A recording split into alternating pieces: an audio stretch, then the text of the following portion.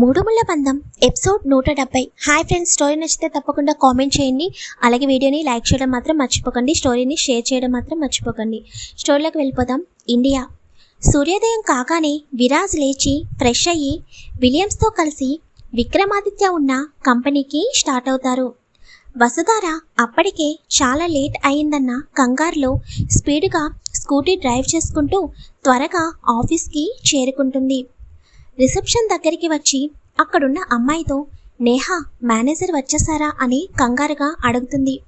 ఇంకా రాలేదు మేడం, మీరు వెళ్ళండి, టైం అయింది కదా, మళ్ళీ వచ్చేస్తారు, లేటుగా వచ్చారంటే మీ పైన సీరియస్ అవుతారు అని రిసెప్షనిస్ట్ అయిన నేహా చెప్పగానే థ్యాంక్ యూ నేహా అని వసుధార రిజిస్టర్లో సైన్ చేస్తూ ఉండగా తన హార్ట్ బీట్ సడన్గా స్పీడ్గా కొట్టుకోవడం మొదలవుతుంది.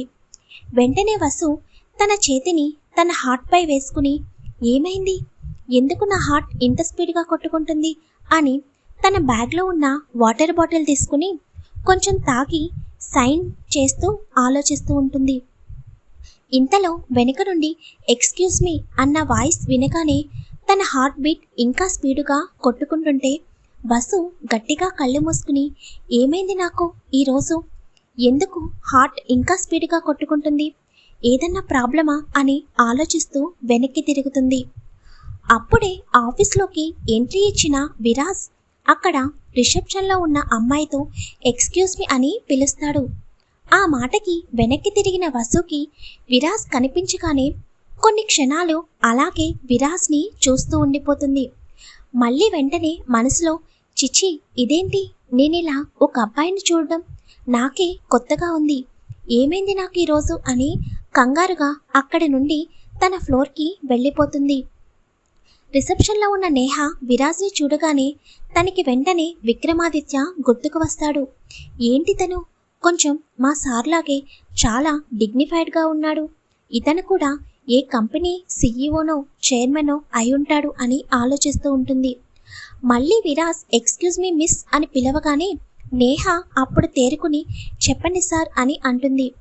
మీ చైర్మన్ విక్రమాదిత్య గారు ఉన్నారా అని విరాజ్ అడగగానే నో సార్, సార్ ఇక్కడ హెడ్ ఆఫీస్లో ఎక్కువ ఉండరు, ఏదైనా ఇంపార్టెంట్ వర్క్ అయితేనే ఇక్కడికి వస్తారు అని చెప్పగానే నేను మీ చైర్మన్ గారిని వెంటనే కలవాలి, అర్జెంట్ వర్క్ ఉంది అని అనగానే మా మేనేజర్ ఇంకా ఆఫీస్కి రాలేదు సార్, మీరు వెయిటింగ్ హాల్లో వెయిట్ చేయండి, మేనేజర్ సార్ వచ్చిన తర్వాత మీకు ఇన్ఫామ్ చేస్తాను, విక్రమాదిత్య సార్ గురించి డీటెయిల్స్ అన్నీ మేనేజర్ గారికి తెలుస్తాయి అని చెప్పగానే విరాజ్ విలియమ్స్తో కలిసి వెయిటింగ్ హాల్లోకి వెళతారు.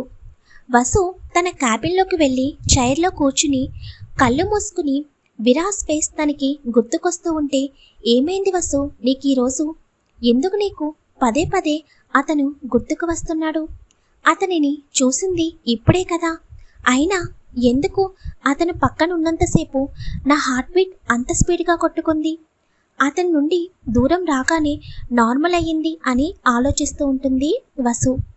కొంత సమయం తర్వాత ముంబై హెడ్ ఆఫీస్లోకి మేనేజర్గా వర్క్ చేస్తున్న సిద్ధార్థ ఎంట్రీ ఇస్తాడు. సిద్ధార్థ రిసెప్షన్లో ఉన్న నేహా దగ్గరికి వచ్చి మీటింగ్ ఉంది, క్లయింట్స్ వచ్చారా అని సీరియస్గా అడుగుతాడు. లేదు సార్, ఇంకా రాలేదు అని అనగానే ఓకే, క్లయింట్స్ రాగానే ఒకసారి మోహన్కి ఇన్ఫామ్ చెయ్యి అని చెప్పి వెళ్ళిపోతుండగా నేహ వెంటనే సిద్ధార్థ సార్ అని పిలుస్తుంది. సిద్ధార్థ వెనక్కి తిరిగి ఏంటి అని సీరియస్గా అడగగానే ఈయనకెప్పుడు కోపం ముక్కు మీదే ఉంటుంది బాబోయ్, ఇప్పుడు నేను ఏమన్నానని ఇంత సీరియస్గా చూస్తున్నాడు నన్ను అని మనసులో అనుకుని ఏమీ లేదు సార్, చైర్మన్ గారిని కలవడానికి ఎవరో వచ్చారు, వెయిటింగ్ హాల్లో వెయిట్ చేస్తున్నారు అని చెప్పగానే చైర్మన్ గారి గురించా, సరే వాళ్ళని నా ఛాంబర్లోకి పంపించు అని చెప్పి సిద్ధార్థ తన ఛాంబర్లోకి వెళ్ళిపోతాడు. నేహ విరాజ్ వాళ్ళ దగ్గరికి వెళ్ళి మేనేజర్ గారు వచ్చారు, మిమ్మల్ని ఛాంబర్కి రమ్మన్నారు అని చెప్పగానే విరాజ్ మరియు విలియమ్స్ ఇద్దరు కలిసి ఛాంబర్ ఎక్కడో కనుక్కొని ఆ ఫ్లోర్కి వెళతారు. సిద్ధార్థ్ పర్మిషన్ తీసుకుని ఇద్దరు కలిసి ఛాంబర్లోకి వెళ్ళగానే సిద్ధార్థ విరాజ్ని చూసి చెప్పండి ఏం కావాలి మీకు అని అడుగుతాడు. నాకు మీ చైర్మన్ విక్రమాదిత్య అపాయింట్మెంట్ కావాలి. ఒక అర్జెంటు వర్క్ మీద నేను ఆయన్ని కలవాలని అనుకుంటున్నాను అని విరాజ్ చెబుతాడు. మీరు దేని గురించి విక్రమాదిత్య సార్తో మాట్లాడాలని అనుకుంటున్నారో నేను తెలుసుకోవచ్చా? ఇంతకీ మీ నేమ్ ఏంటి? ఎక్కడి నుండి వచ్చారు? విక్రమాదిత్య సార్తో వర్క్ ఏంటి అని సిద్ధార్థ ప్రశ్నల వర్షం కురిపిస్తాడు. విరాజ్ చాలా శాంతంగా, నా పేరు విరాట్ భాటియా, నేను యుఎస్ నుండి వచ్చాను. ఇక్కడ న్యూ కంపెనీ స్టార్ట్ చేయాలని అనుకుంటున్నాను. సో దాని గురించి మీ సార్తో మాట్లాడాలి. ఇప్పటికైనా అపాయింట్మెంట్ దొరుకుతుందా అని విరాజ్ సిద్ధార్థని అడుగుతాడు. విరాజ్ అంత పొలైట్గా మాట్లాడుతుంటే విలియమ్స్ ఆశ్చర్యపోతూ ఉంటాడు. ఎప్పుడు చూసినా తన దర్పం చూపించే విరాజ్ చాలా పొలైట్గా, డిగ్నిఫైడ్గా మాట్లాడేసరికి కొంచెం ఆశ్చర్యంగా అనిపిస్తుంది విలియమ్స్కి. అసలు అమెరికాలో తన ఆఫీస్లో చూసిన బాసేనా మా విరాజ్ సార్ అని మనసులో అనుకుంటాడు. అసలు ఎప్పుడూ కూడా ఎవరి దగ్గర తగ్గి మాట్లాడరు. అలాంటిది మేడం గురించి మా సార్ చాలా వరకు అందరి దగ్గర తగ్గుతున్నారు. త్వరగా కనిపించండి మేడం, మీ గురించి మా సార్ ఎంతో వెయిట్ చేస్తున్నారు అని విలియమ్స్ మనసులోనే బాధపడతాడు. Sorry mister Virat Bhatia, present Vikramaditya sir ఇండియాలో లేరు, వర్క్ మీద లండన్ వెళ్ళారు అని చెప్పగానే అవునా, ఎప్పుడొస్తారు అని అడుగుతాడు విరాజ్. తెలియదు సార్, అలాంటి ఇన్ఫర్మేషన్ ఏమీ మా దగ్గర ఉండదు. ఏదైనా వర్క్ మీద మేము సార్కి కాల్ చేస్తాము అని సిద్ధార్థ్ చెప్పగానే ఇది ఇండియాలోనే హెడ్ ఆఫీస్ కదా, మరి మీ సార్ ఇక్కడ ఉండకుండా వేరే బ్రాంచ్లో ఉంటారని విన్నాను, ఎందుకు అని అడుగుతాడు విరాజ్. ఎస్ సార్, ఇది హెడ్ ఆఫీస్ అయినా కూడా మా సార్ వాళ్ళు ఉండేది ఇక్కడ కాదు, ఏపీలో. అందుకే సార్ అక్కడ బ్రాంచ్లో ఉండి టోటల్ బ్రాంచెస్ అన్నీ చూసుకుంటారు. ఏదైనా డీల్స్ లేదా ప్రాజెక్ట్స్ గురించి మాట్లాడాలంటే హెడ్ ఆఫీస్కి వస్తారు అని సిద్ధార్థ చెప్పగానే నేను మీ సార్తో మాట్లాడాలి, నెంబర్ ఇస్తారా అని చాలా పొలైట్గా అడుగుతాడు విరాజ్. సిద్ధార్థ్ కొంచెం సేపు ఆలోచించి మా సార్ పర్మిషన్ లేకుండా నెంబర్ అయితే ఎవరికి ఇవ్వం సార్.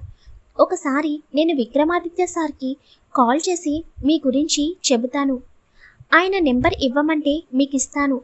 మా డ్యూటీ మేము కూడా చేయాలి కదా, మీరు కూడా బిజినెస్ పర్సనే కదా, మీకు ఇలాంటివి తెలుసు అని అనగానే అవును, మీ రూల్స్ మీరు ఫాలో అవ్వండి, నేనేమీ ఫోర్స్ చేయడం లేదు, మీ సార్తో మాట్లాడి అప్పుడు నెంబర్ ఇవ్వండి, నో ప్రాబ్లం అని చెబుతాడు విరాజ్.